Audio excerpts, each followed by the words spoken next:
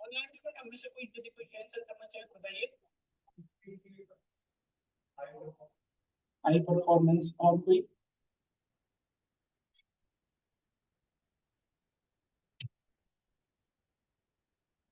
देखिए मैं आपको समझाता हूँ। देखो माइस्क्ल का जो मेन यूज करने का जो मेन पर्पस है ना, माइस्क्ल से ज्यादा इफिशिएंट और ज्यादा बहुत ज्यादा रिलायबल, और इसकी जो टाइम इवैल्यूएशन टाइम है, इससे कम टाइम में हमारे पास बहुत सारे टूल हैं जो इससे ज्यादा बेटर होते हैं, ज्यादा रिलायबल है, टाइम इफिशिएंट भी है। Multiple business intelligence tool industry में आ चुके हैं जो इससे ज्यादा पावरफुल और ज्यादा वर्किंग, ज्यादा डेटा को हैंडल करने की एबिलिटी होगी। बट स्टिल माइस्क्ल अपने लेवल पे बहुत स्ट्रॉन्ग है, अभी भी यूज हो रहा है। इसके पीछे एक सिंगल रीजन है, data security. MySQL provide us more data security compare to other any tools. जितने भी टूल्स अभी तक डेवलप हुए हैं आपकी, माइस्क्ल इन कंपैरिजन में अभी तक कोई भी उतना सिक्योरिटी नहीं प्रोवाइड कर। तो डेटा जब भी आपकी बात आती है data security, there is two things come in existence. ये इंटरव्यू का क्वेश्चन है जो आपको बताया देना पड़ता है। जनरली लोग आंसर कुछ भी देते हैं तो हमें एक प्रॉपर आंसर देना होगा कि actually MySQL use for data security. क्योंकि मल्टीपल, जैसे एक्सेल है, डेटा पे वर्क कर सकता है, डेटा को स्टोर नहीं कर सकता, है ना। पावर भी है या जितने भी टूल्स हैं वो डेटा पे वर्क कर सकते हैं, डेटा को स्टोर नहीं कर सकते। माई सिक्वल जो है डेटा को पे वर्क करता है, साथ के साथ डेटा को अपने रिपोजिटरी में स्टोर करता है। सेकंड जैसे बाकी जितने भी टूल्स हैं वो आपके ऑपरेटिंग सिस्टम जो भी, जैसे विंडो यूज करते हो, इसका जो डिस्क मैनेजर उसके अकॉर्डिंग फॉलो करते हैं। बट माई सिक्वल क्या है, ये जो अपने डेटा को स्टोर करेगा इसके अपने सेट ऑफ रूल्स होते हैं। मतलब जो अपने स्टोरेज में डेटा स्टोर करेगा उसके अपने सेट ऑफ रूल्स हैं, वो किसी और का रूल्स नहीं फॉलो करता। तो सबसे स्पेशल चीज ये है कि आपका ऑपरेटिंग सिस्टम विंडो है, मैक है, चाहे लिनक्स है, उसका अपना डेटाबेस की सेट ऑफ रूल्स है, वो फॉलो करेगा। आपके कोई भी रूल रेगुलेशन को फॉलो नहीं करता, मतलब हमारे ऑपरेटिंग सिस्टम के उसको प्रोवाइड करता है। तो ये सबसे स्पेशल थिंग्स है। तो इस वजह से हम कह सकते हैं कि MySQL provide us more and more data security compare to another. तो जब भी डेटा सिक्योरिटी की बात आती है तो दो there are two factors communication that is really important for data security. First one is the data confidentiality and second one is data integrity. यदि डेटा सिक्योरिटी की बात की जाए तो दो चीजें वेरिफिकेशन की जाती है, क्या डेटा इंटीग्रिटी मेंटेन हो रहा है, क्या डेटा कॉन्फिडेंशियलिटी इंश्योर हो रहा है, दो चीजें चेक की जाती है। So what is the meaning of data confidentiality या what is the data confidentiality? Why we use confidentiality? क्या आप मुझे बता सकता है कि what is the data confidentiality? Confidentiality क्या होता है, मुझे कोई बता सकता है? सब लोग जानते हो confidential।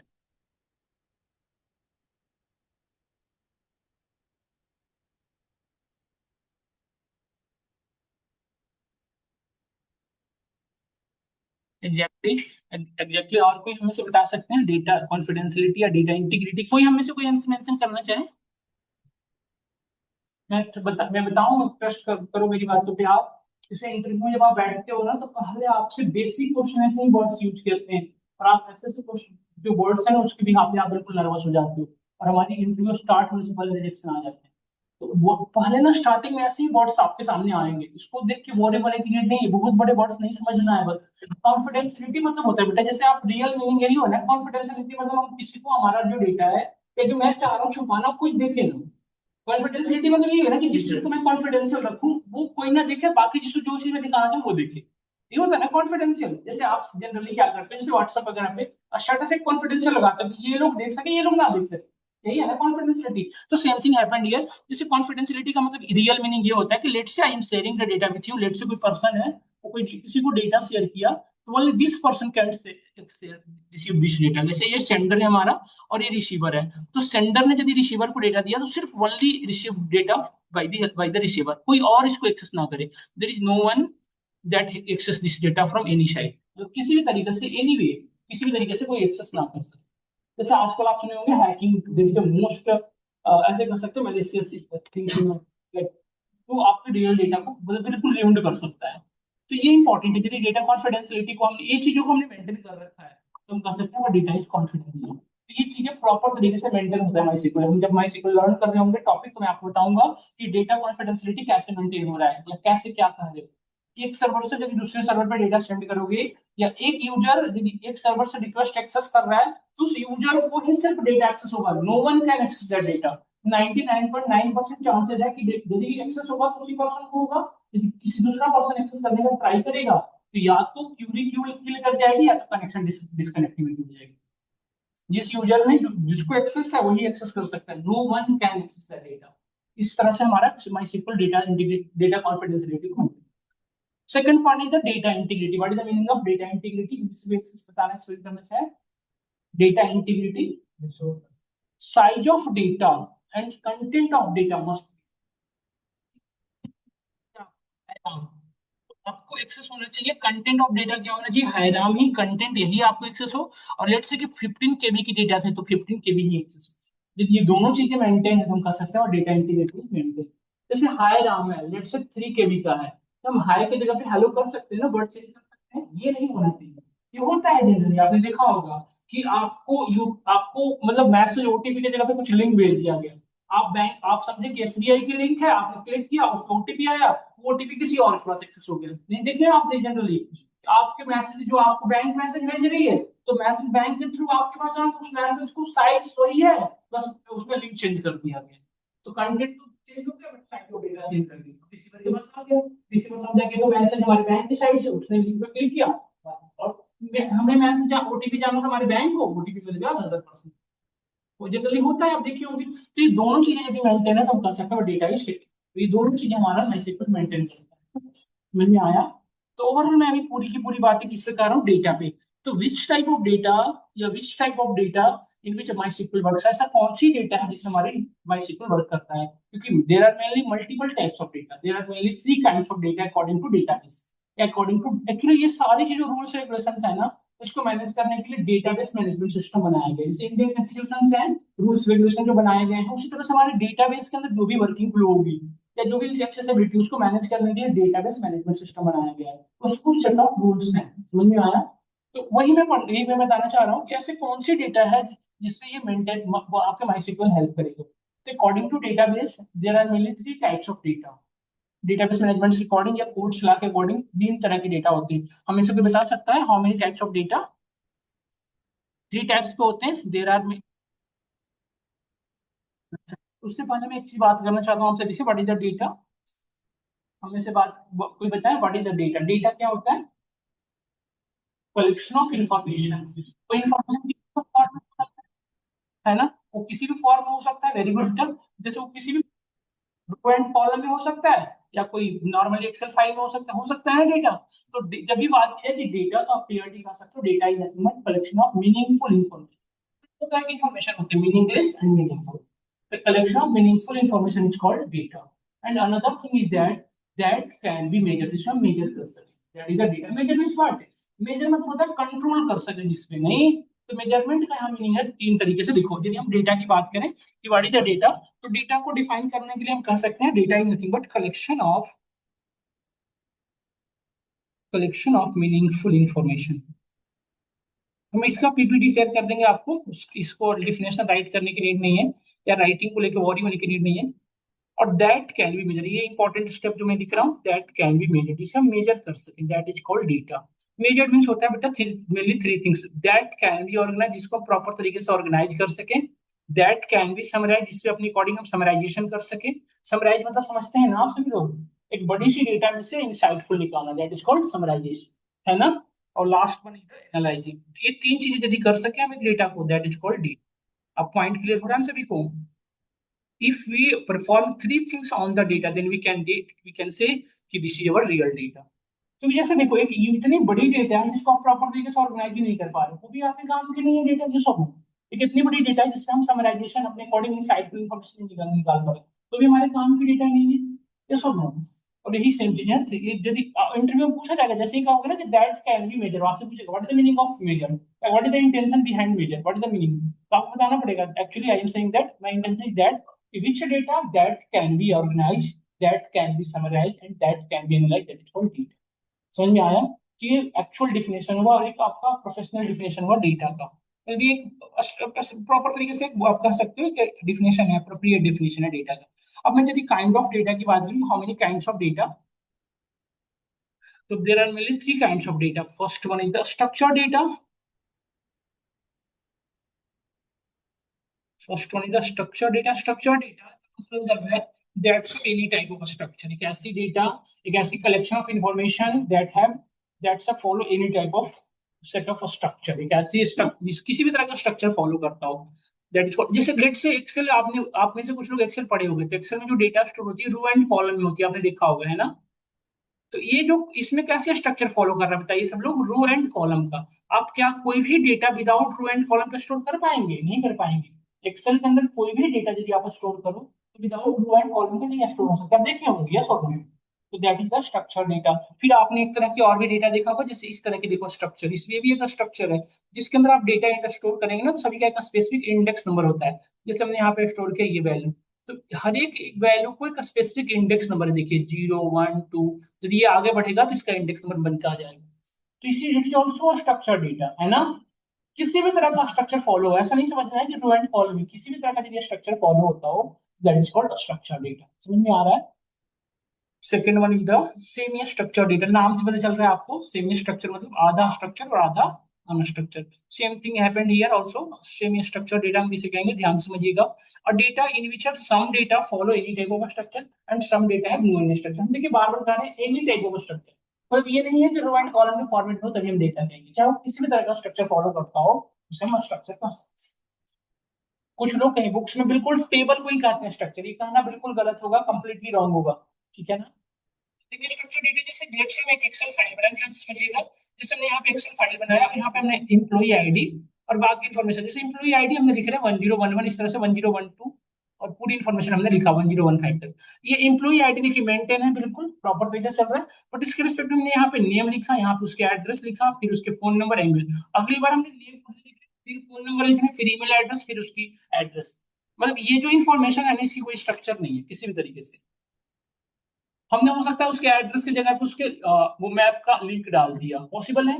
तीसरा की जो इन्फॉर्मेशन जिसमें आप जैसे होता है ना कि नेम की जगह पे किसी ने जैसे उसका नेम का पोर्टफोलियो का लिंक डाल दिया कि उसकी पूरी इन्फॉर्मेशन वहां पे है, तो किसी भी तरह का स्ट्रक्चर नहीं फॉलो हो रहा, that is called semi structure.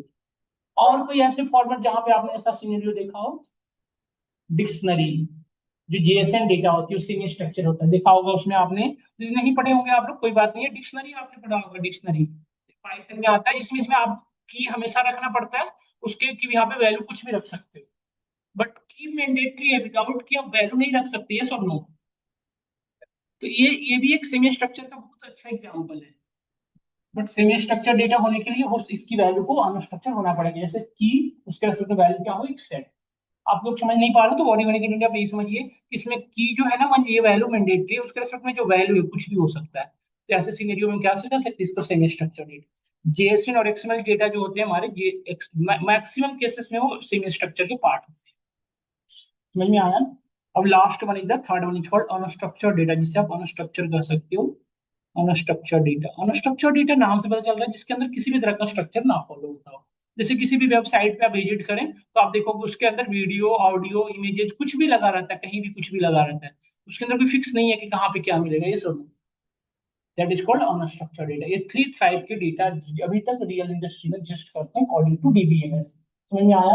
किसी किसी बुक्स में और भी लिखे होंगे, बट मेनली ये तीन ही टाइप्स है, जिसके बाकी सब सब टाइप्स क्लियरिफाई हुआ हम सभी को।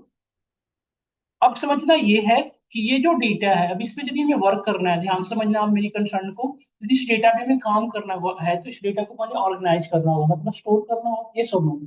जैसे रियल लाइफ में हमारे घरों में जो पानी है उसे यूज करने के लिए उसको टंकी में स्टोर करना होता है, तभी तो आप अपने अकॉर्डिंग किचन में, वॉशरूम में, जहां चाहो आप उसको यूज कर सकते हो। तो जब तक इसे स्टोर नहीं करेंगे आप अपने अकॉर्डिंग से यूज नहीं कर पाओगे, ये सब।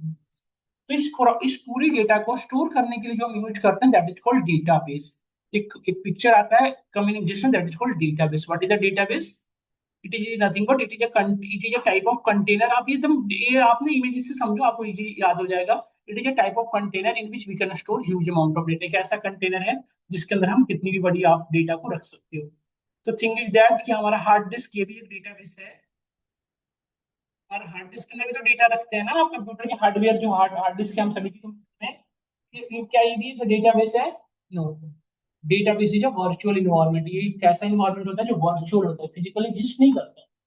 और इसके अंदर जो रूल्स होंगे ना, सेट ऑफ रूल स्टोर करने का या रिट्रीव करने का, ये खुद के होंगे, ये आपके हार्ड डिस्क को नहीं फॉलो करता, मतलब आपके डिस्क मैनेजर को फॉलो नहीं करता।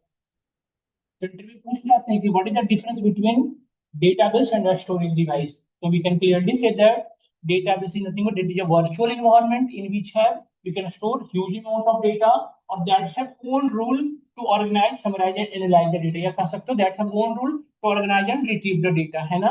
But a storage device, that is the physical device that's follow operating system set of rules. So जो भी operating system उसको follow करता है। क्या हम सभी को क्लियर है? हमें फिलहाल डेटाबेस पे फोकस करना है, तो समझ में आया होगा। अब एक डेटाबेस के अंदर जैसी डेटा स्टोर करते हैं उस अकॉर्डिंग डेटाबेस को दो पार्ट में डिवाइड किया गया है, रिलेशनल डेटाबेस और दूसरे को हम क्या कहते हैं, non relational database. Relational database नाम से पता चल रहा है, रिलेशनल मतलब और डेटाबेस, ध्यान से समझिएगा। और डेटाबेस, इस इमेज को समझिएगा, आपको क्लियरिफाई हो जाएगा। और database in which have all data और स्ट्रक्चर, एक ऐसा डेटाबेस है जिसके अंदर सभी के सभी डेटा क्या है, structured, all are structured। and second important thing is that all have interrelation, सभी के अंदर interrelation follow होता हो, that is called relational database। Point समझ में आया? तो रिलेशन, देखो ये जो इंटर रिलेशन है ना, इसी वजह से इनको रिलेशनल डेटाबेस भी कहा जाता है। समझ में आया हम सभी को? अच्छा, ये रिलेशन, ये इंटर रिलेशन क्यों कह रहा हूँ? जैसे ए बी सी डी है, तो आप देखो ए से सी के बीच में कोई डायरेक्ट कनेक्शन नहीं, बट एक इनडायरेक्ट कनेक्शन तो है ना। देखो ए से सी के बीच में डायरेक्ट कनेक्शन नहीं है, बट इनडायरेक्ट कनेक्शन तो होगा ना कोई तरीके से। और दूसरी चीज है बेटा, साइक्लिक नहीं होगा कभी भी, साइक्लिक। अब ये बिल्कुल पैक्ड हो गया ना, गोल हो गया, इसे कहा जाता है साइक्लिक ग्राफ। ये साइक्लिक होता है हमेशा। साइक्लिक और साइक्लिक होने में क्या दिक्कत होगी, मैं ये समझाना चाह रहा हूँ। देखो ऐसे, जब हमने ये किया तो साइक्लिक है ये, और यदि ये कर दिया तो हमारा अभी अभी क्या है, साइक्लिक हुआ ये। तो क्या अब मेरे समझ में आया सभी को? अब एक चीज बताओ, इन दोनों में क्या दिक्कत है, ऐसे अटैच्ड और विदाउट अटैच्ड में क्या डिफरेंस हो सकता है, हम पढ़ेंगे आगे। इसकी वजह से ना हमारी क्यूरी वैल्यूएशन टाइम ज्यादा लग जाएगा। जैसे लेट्स से दो, हम एक ही कंपनी में दो मैनेजर हैं, दोनों एक ही प्रोफाइल पे, प्रोजेक्ट मैनेजर, तो एक ही काम के लिए दोनों के पास वेरिफिकेशन करने के लिए लेने जाना पड़ेगा, जबकि ओवरऑल काम तो एक ही होना है। जैसे लेट से कस्टमर, मैं एक आइडिया देता हूँ। जैसे हमारे पास एक कस्टमर में की इंफॉर्मेशन, जहाँ पे हमने कस्टमर आईडी, कस्टमर का नेम, यहाँ पे सभी कस्टमर की आईडी रखा हुआ है, उसका नेम लिखा हुआ है, उसके रिलेटेड सारी इंफॉर्मेशन है, उसका एड्रेस, फोन नंबर, सारी चीजें। तब इस कस्टमर ने जो भी ऑर्डर किया उससे रिलेटेड यहाँ पे इंफॉर्मेशन है, ध्यान से देखिएगा। तो यहाँ पे इस ऑर्डर आईडी है, जो भी ऑर्डर किया, उस ऑर्डर किसने किया, उस कस्टमर की यहाँ पे इंफॉर्मेशन है, और ऑर्डर डेट, सारी इंफॉर्मेशन है। अब लेट से मुझे कुछ डिटेल दोनों टेबल से लानी है, तो यदि एक साइडेड से एक डायरेक्शन रहेगा, तो इस कस्टमर, यदि मैंने कस्टमर आईडी के रेस्पेक्ट में एक बार क्यूरी होगा, इधर से दोनों की टेबल आ जाएगी। बट ये दोनों से इंटर रिलेशन रहेगा ना, तो एक ही इस कस्टमर आईडी के रेस्पेक्ट में ऑर्डर आईडी ले आएगा, और फिर हर ऑर्डर आईडी के रेस्पेक्ट में वेरिफिकेशन करेगा, क्या इसी कस्टमर की ऑर्डर आईडी है, फिर इधर से चलेगा इसी ऑर्डर आईडी के कस्टमर है। क्या कोई इस बात का सेंस बनता है? नहीं बनता ना। जैसे मैं कहना चाह रहा हूँ कि जैसे हमने पहले क्या पढ़ लिया, पहले एक क्यूरी लेके आ गया, अब मैं दूसरी वेबसाइट पे करना शुरू किया, इस ऑर्डर किए कस्टमर पे, क्या इस बात का कोई सेंस बनता है? इस चीज को करने में हमारी टाइम दो बार लग रही है ना, अननेसेसरी जो की लग रही है। तो इसी को, इसीलिए हम जो ग्राफ बनाते हैं, हम आगे पढ़ेंगे ईआर डायग्राम से कहेंगे, हम कोशिश करते हैं कि ईआर डायग्राम हमारा साइक्लिक ना हो, पूरी तरह से पैक करना हो। पहले दिन का नॉन रिलेशनल डेटाबेस नाम से पता चल रहा है। और डेटाबेस एक ऐसी डेटाबेस है जिसके अंदर सारी की सारी डेटा जो है अनस्ट्रक्चर्ड है, और दूसरी चीजें there is no any interconnection, इनके आपस में इंटरकनेक्शन भी नहीं है। यदि ऐसा सिनेरियो है, इसे हम क्या कहते हैं, नॉन रिलेशनल डेटाबेस। समझ में आया सभी को? ऐसा कंटेनर, एक ऐसा वर्चुअल कंटेनर जिसके अंदर सारी डेटा स्ट्रक्चर है और सभी के बीच में आपस में इंटर रिलेशन है। नॉन रिलेशनल डेटाबेस उसे कहेंगे एक ऐसी डेटाबेस या ऐसी सेट ऑफ जिसके अंदर किसी भी तरह का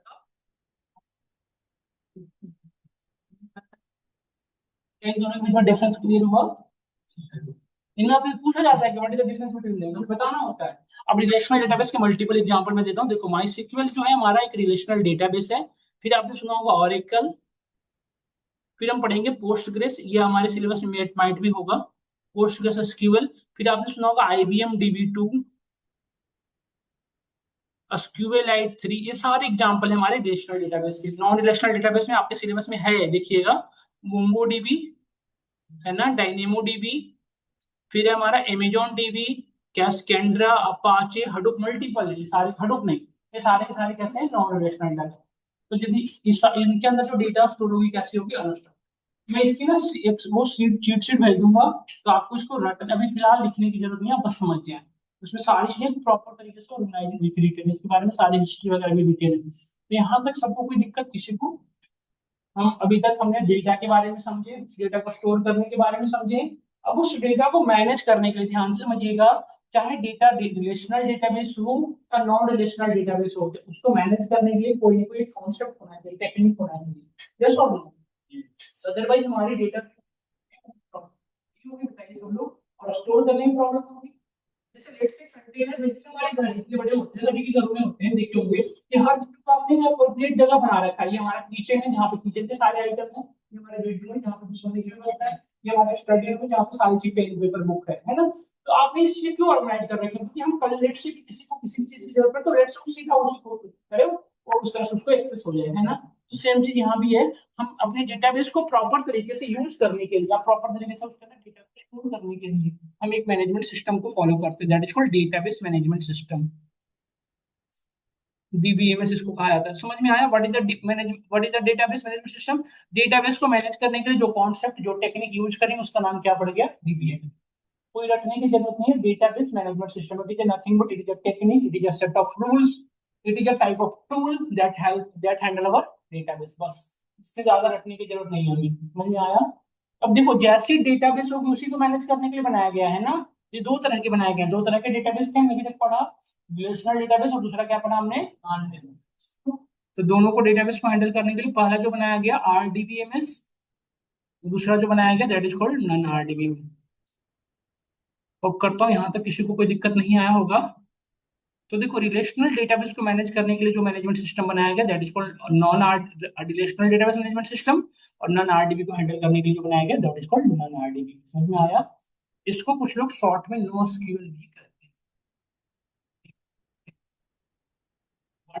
RDBMS relational database management system किसे कहेंगे? दो ही होते हैं। What is the RDBMS? इनमें से कोई एक्सप्लेन करना चाहे? रिलेशनल डेटाबेस को हैंडल करें, सिंपल लैंग्वेज में कह सकते हैं। और database a data management system या concept that handle our relational database है ना, that is called RDBMS। non-RDBMS किसे कहेंगे? और database management that handle our non-database। Simple word में कह सकते हैं। भाई साहब आपको समझ आ रही है? कितने परसेंट आ रही है बताइए? RDBMS किसे कहते हैं? आप बताइए। हाँ, हमने आप ही से पूछे RDBMS क्या समझे आपने? हिंदी इंग्लिश जैसे हो तब बता सकते, कोई जरूरी नहीं कि एक्सप्लेन करें। तो महीना जल्द दिया फिर हम इंग्लिश उसको बोल देंगे। कल ये बताइए किसी रहेंगे क्या करने के लिए बनाया गया है? यही कहना चाह रहे थे। ठीक है, थोड़ा एक्टिव रहिए, आप सोने लग गए थे।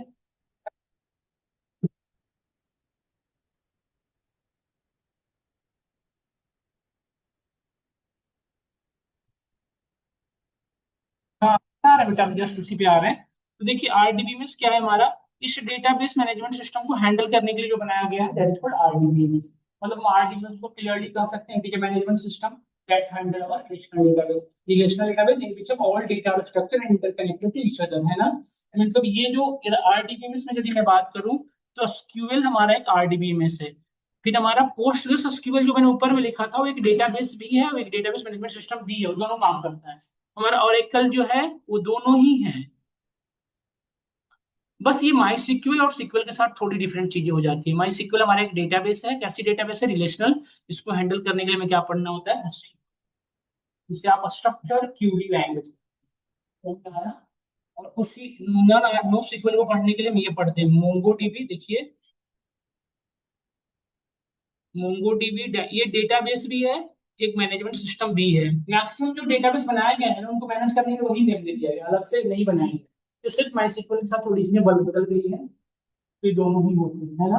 अब कहीं कहीं बुक में माइस्क्ल डीबी में लिख देते हैं। समझना ये है कि मैक्सिमम जितने भी डेटाबेस है ना उन सभी खुद भी एक डेटाबेस है, खुद मैनेजमेंट सिस्टम भी है। तो यदि दोनों बात कर लोगे तो कोई दिक्कत नहीं है। माइस्क्ल को हम डीबीएमएस भी मतलब आरडीबीएमएस भी कह सकते हैं, चलेगा।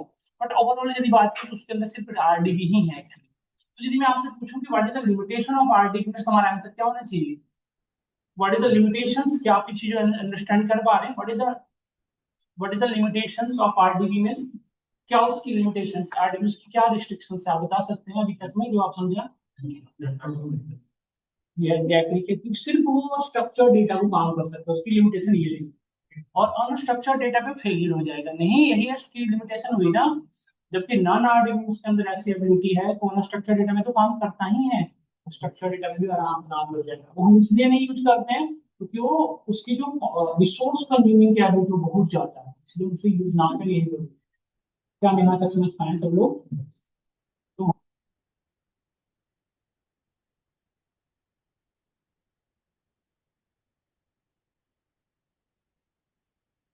हम में से कितने लोगों को क्लियर है? सबको क्लियर है ना में से? आपको नहीं क्लियर? हाँ क्लियर है ना? देखो बेटा, वो एक डेटाबेस हुआ जहां पे डेटा स्टोर होगा, और मैनेजमेंट सिस्टम उस डेटाबेस को हैंडल करने के लिए बनाया गया, उसे हम आरडीबीएमएस कहते हैं। Difference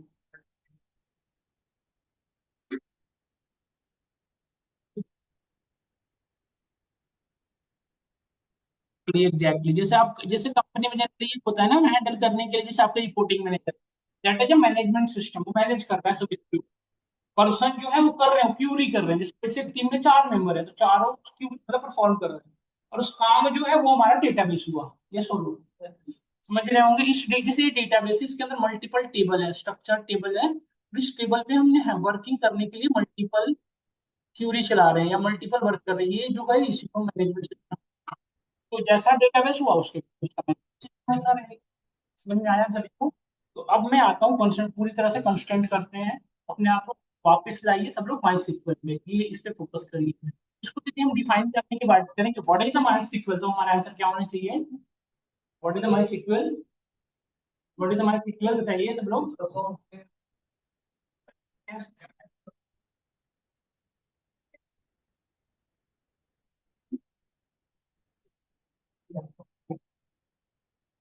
just RDP, software hardware, कहाँ चल रही है? It is just database, it is a relational database in which we can store only a structured data, and all are interconnected to each other, important है। इसको work करने के लिए हम क्या यूज करेंगे? SQL, structure query language. What is SQL? SQL is nothing but it is a query language, it is a management system that handle to our relational database. It helps us to access the data, store the data, and summarize the data. तो वो SQL हुआ, समझ गए हैं? तो sir आपसे interview में पूछेगा स्क्यूएल का structure, what is the SQL? It is a structure query language, ऐसा ना कहें। इसके appropriate word use करें, SQL is nothing but it is a RDBMS that help us to handle our relational database। समझ गए ना? अब वो पूछेगा तो व्हाट इज द RDB, तो फिर उसके अकॉर्डिंग एक्सप्लेन करना चलेगा। क्या हमें प्रॉपर डेफिनेशन समझ में आया? और MySQL why we use, तो it provides us more data security compared to another tool। अच्छा, ये जितने भी है ना, ये सारे एमसी सीक्वल को फॉलो करते हैं। ये जितने भी ऊपर में हमने लिखा ना, MySQL, पोस्टग्रेस, ऑरेकल, इन सबों के अंदर तो नहीं एबिलिटी है। ऐसा नहीं कि सिर्फ MySQL ही डेटा सिक्योरिटी प्रोवाइड करता है, ये जितने भी नेम आपने देखा ना, ये सारे एक एमसी सीक्वल के स्टैंडर्ड को फॉलो करते हैं, तो ये सारे एक ग्रुप के हैं। इवन इन सब में से जो सबसे लेस्ट है MySQL, डेटा स्टोर करने की एबिलिटी कम है बाकी की कंपनी, जैसे इससे ज्यादा डेटा स्टोर करता है आपको, इससे बड़ी डेटा को ऑरेकल, और उससे भी बड़ी डेटा को चेंज करना पड़ता है हमें। तो माई सीक्वल हमारी लार्ज अमाउंट ऑफ डेटा को चेंज होता है, क्योंकि डेटा में नहीं काम कर सकता। इस तरीके से इसी तरह के फीचर है क्या, ये डेटा सिक्योरिटी प्रोवाइड करते हैं, और मोर डेटा सिक्योरिटी प्रोवाइड करते हैं। समझ में आया सभी को? तो ऐसा नहीं समझिएगा कि पोस्टग्रेसक्यूएल के अंदर ये एबिलिटी नहीं है, सारे एक ही स्टैंडर्ड ग्रुप के अंदर एक, सभी के अंदर एक प्रॉपर्टी मिलेगी, बस किसी की एबिलिटी ज्यादा किसी की कम। तो सबसे लेस एबिलिटी वाला हमारा माई सीक्वल है। और फ्री तो क्या ही कर सकते हैं, तो अपनी यूज करें। समझ में आया सभी को? अब एक चीज बताना चाह रहा हूँ, MySQL को लर्निंग पॉइंट ऑफ व्यू से मल्टीपल सब पार्ट में डिवाइड किया गया है। MySQL का जो सबसे part है, जैसे रियल लाइफ का सब पार्ट कहने का मतलब है उसी का पार्ट, टाइप्स नहीं बता रहा हूँ, ये MySQL के टाइप्स नहीं है। जैसे हम रियल लाइफ में, हम में से सभी लोग रिलीजियस बुक वगैरह पढ़े होंगे, जैसे महाभारत, रामायण, गीता, तो आपने देखा होगा कि महाभारत या रामायण को लोग छोटे छोटे पार्टों में डिवाइड कर दिया गया, सुंदरकांड, लंका, ऐसे करके देखा है ना, जिससे क्या होता है पढ़ने में हमारे लिए कंफर्टेबल होती है। जो भी आप जिस रिलीजियस से होंगे उसके अकॉर्डिंग समझ गए होंगे। तो ये मैं समझाना चाह रहा हूँ कि MySQL को भी मल्टीपल सब पार्ट में डिवाइड किया गया है। तो जो फर्स्ट इसका पार्ट है ना, that is called DQL, data Curie language. इससे हमें क्लियर आइडिया लग रहा है, DQL मतलब ये क्यूरी करने परफॉर्म करेगा, मतलब हेल्प करेगा। जैसे ये डेटाबेस है, इस डेटाबेस के अंदर अपने अकॉर्डिंग हम डेटा यूज एक्सेस कर सकते हैं। जैसे लेट से हम सभी लोग इस, सपोज लेट से कि डुकेट की डेटाबेस है, तो ये देख सकते हैं कि कितने स्टूडेंट डेटा साइंस में इनरोल्ड है, इसके लिए क्यूरी परफॉर्म करनी पड़ेगी, क्योंकि डेटाबेस में तो जितने भी स्टूडेंट, चाहे वो डेटा साइंस है, डेटा एनालिटिक्स या क्लाउड, जितने भी होंगे सबके होंगे बच्चे। So let's see, you can how many number of candidate या which customers या which student that have taken data science. तो मैं देख सकते हैं क्यूरी परफॉर्म करके है ना, ये चीज कैसे करेंगे बाय द हेल्प ऑफ डीक्यूएल। तो डीक्यूएल से आप डिफरेंट डिफरेंट क्यूरी परफॉर्म करेंगे। इसके बाद नेक्स्ट हम पढ़ेंगे DML, data manipulation language. Data manipulation language में इस डेटाबेस के अंदर अपने अकॉर्डिंग, जैसे लेट्स से हमने इतने सारे स्टूडेंट हैं, जब भी आप इनरोल्ड हुए तो सारी डिटेल दी गई होगी, name roll number phone number, sorry name phone number email ID सारी डिटेल्स। तो ये क्या है कि एंट्री कर रहे हैं डीएमएल के थ्रू, मैनिपुलेशन करते हैं। कितने तरह के मैनिपुलेशन होते हैं समझिएगा। एक नई डेटा हम इंसर्ट कर सकते हैं, इंसर्टेड डेटा को हम अपडेट कर सकते हैं, और अपडेटेड डेटा को हम डिलीट कर सकते हैं। ये तीनों चीजें हम कर सकते हैं, इंसर्ट, अपडेट और डिलीट। क्या ये तीनों मैनिपुलेशन में तो हेल्प करता है? ये सब नहीं। अच्छा, इन तीनों को ना रो पे काम करता है, मतलब एक नए रो बना सकता है। जैसे देखिए, एक हमारे पास स्टूडेंट का टेबल था जहां पे पहले से हमें 50 नंबर का स्टूडेंट एंट्री थे, तो एक नया स्टूडेंट की एंट्री कर सकते हैं, किसी स्टूडेंट का फोन नंबर अपडेट कर सकते हैं, या किसी स्टूडेंट की डेटा डिलीट कर सकते हैं। हम ऐसा नहीं कर सकते किसी कॉलम को डिलीट कर लें या किसी पर्टिकुलर नया कॉलम ऐड कर लें, ये नहीं एबिलिटी है डीएमएल में, सिर्फ ये रो पे काम करता है। तो यदि इससे बाद हम नेक्स्ट पढ़ेंगे, हमें कॉलम पे काम करना हो, चेंज करना हो, ऐड करना हो, तो फिर क्या यूज करना पड़ेगा? डीडीएल, डेटा डेफिनेशन लैंग्वेज, मतलब डेटाबेस क्रिएशन करने में हेल्प करेगा। खुद के अपने अकॉर्डिंग इसमें डेटाबेस बना सकते हो, किस टेबल को किससे कनेक्ट करना है ये आप डिसाइड कर सकते हो, कैसे कनेक्टिविटी रखनी है। ये चीज कहाँ पे करते हैं हम? डीडीएल में। तो डीडीएल में मल्टीपल कमांड यूज करेंगे, जैसे क्रिएट, अल्टर और ड्रॉप। इससे पूरी की पूरी टेबल डिलीट होगी, पूरी की पूरी डेटाबेस डिलीट होगी। ये रो पे नहीं काम करता है, एक कॉलम पे काम करता है, पूरी की पूरी टेबल पे काम करता है। समझ में आया? इसमें एक और होता है ट्रंकेट, भी कह सकते हो, एक और इसका पार्ट है truncate. Truncate, TRUNCAT, truncate. Truncate, इससे पूरी की पूरी डेटा की टेबल खाली होती है। फिर हम नेक्स्ट पढ़ेंगे डीसीएल, डेटा कंट्रोल लैंग्वेज। देखो नाम से पता चल रहा है कंट्रोल। जैसे एक डेटाबेस, एक डेटा कंपनी में डेटाबेस यूज करने के लिए 50 से ज्यादा यूजर्स हो सकते हैं। अब सभी यूजर को सेम प्रेफरेंस दे दोगे तो डेटाबेस पूरी तरह से यूज हो सकती है। जैसे लेट्स से B2 में आप हम काम कर रहे हैं, लेट्स से बीमार्ट सेल करके, बीमार्ट करके टूल है, उसमें 20% का ऑफ देना है। तो 20% ऑफ देने के लिए जो ऑप्शन होना चाहिए किसी एक के पास होना चाहिए। तो रेट से 5 लोग हैं, 10 लोग, सभी को डिस्काउंट चेंज कर सकता है। तो पहला पर्सन ने 20% डिस्काउंट किया, दूसरा पर्सन फिर से 20% कर, तीसरा, क्योंकि सबको प्रीफरेंस था, तो ओवरऑल उसमें तो पूरी डेटा ही ड्यून्ड हो गई। ओवरऑल जो 20% का डिस्काउंट है वो फ्री हो गया।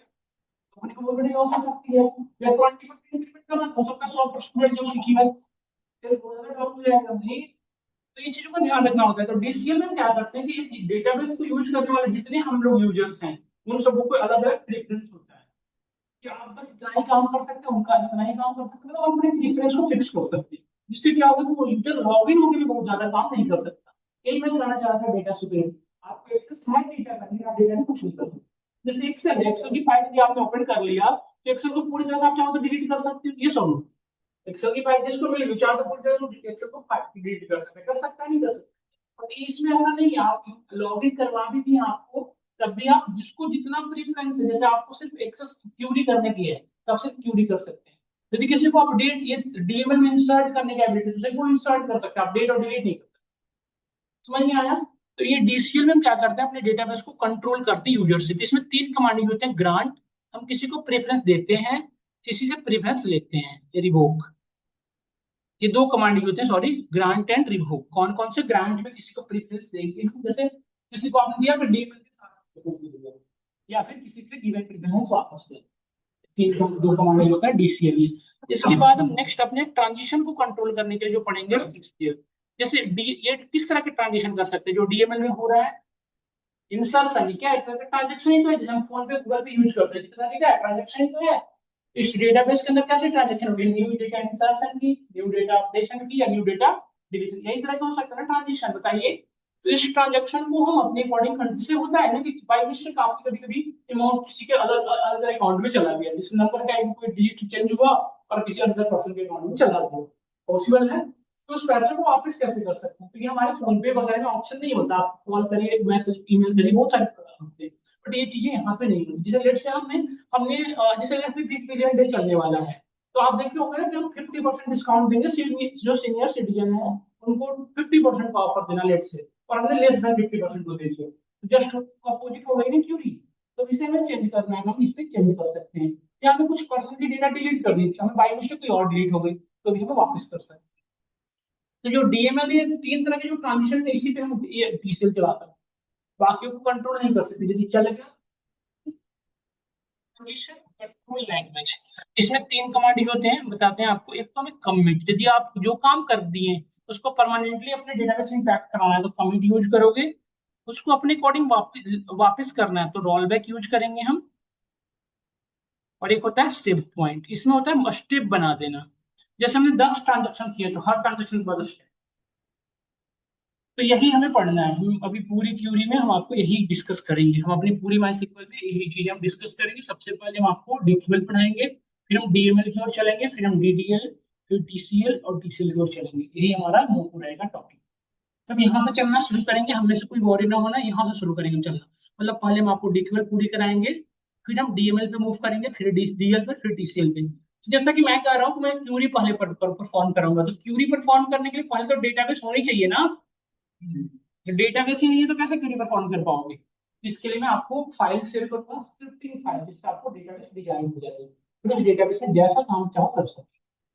एक्चुअली ना फिर हम खुद जैसे देखो, पहले हम बनी बनाई डेटाबेस पे काम करेंगे, तो जब हम बनी बनाई डेटाबेस पे काम करेंगे तो हमें समझ में आएगा कि डेटा होता क्या है, टेबल होता क्या है, बनता क्या क्या कैसे बनाया हुआ।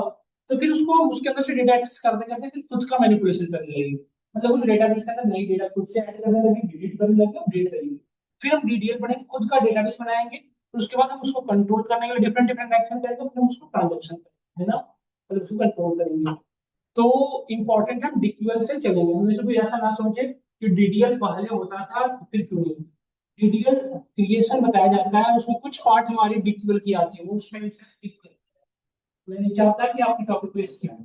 जैसे आप में से कुछ लोग आप पढ़ रखे हो, मैं आपको एक आइडिया देना चाहता हूँ, एग्जाम्पल देता हूँ। जैसे डीएमएल में हम पढ़ते हैं अपडेशन, मुझे वो सारे लोगों के अपडेट करने हैं, जैसे पेमेंट, जिनके जो लोग सीनियर सिटीजन हो गए हैं उनको इस तरह की करनी, 20% बढ़ानी। तो ये थ्योरी का पार्ट है ना, एक ही करके अपडेशन होगा नहीं। तो जब तक आप इस थ्योरी को जानोगे तब तक आप इसी को समझ नहीं पाओगे। इसलिए डीडीएल से शुरू करना एक ट्रेडिशनल स्टाइल है, जो बहुत पहले से शुरू होते आ रहा है, उसी को हम शुरू करते आ रहे हैं। यूट्यूब वगैरह पे कहीं पढ़े होंगे तो आप थोड़ी देर के लिए अपने इग्नोर कर दें,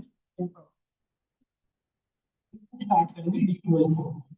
तो कल की क्लास में आपको इंस्टॉलेशन वाला पार्ट कवर करा दूंगा। आप लोग खुद से भी, अब तो स्मार्ट है, आप खुद से भी इंस्टॉलेशन थोड़ा सा देख सकते हैं, माइस्क्ल कैसे इंस्टॉल करना है। कभी अगर हो पाए तो कर लेंगे, नहीं तो मैं रिकॉर्डेड सेशन दे दूंगा।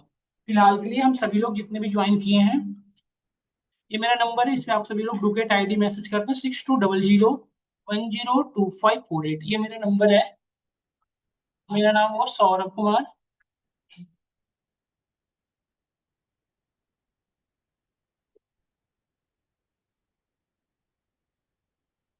नहीं नहीं, जो पहले से आईडी ना वो लोग नहीं मैसेज करें, जो लोग ग्रुप में पहले से वो नहीं।